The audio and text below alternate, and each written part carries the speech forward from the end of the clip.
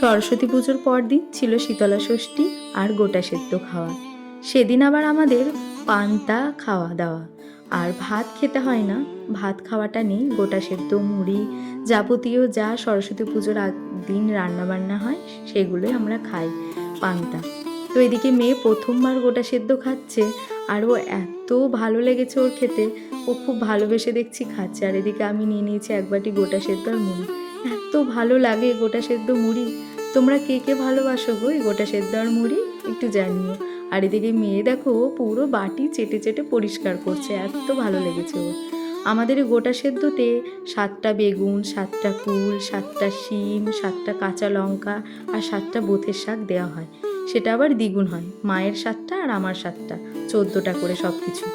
তারপরে এই যে এদিকে মা মেখে নিচ্ছে ভালো করে তেল লবণ দিয়ে, আর এত ভালো লাগে খেতে। আর আগের দিন হয়েছিল বকুল পুলি, ডাল পুরি, তারপর পায়েস, এদিকে পাটিসাপটা, 5 তরকারি।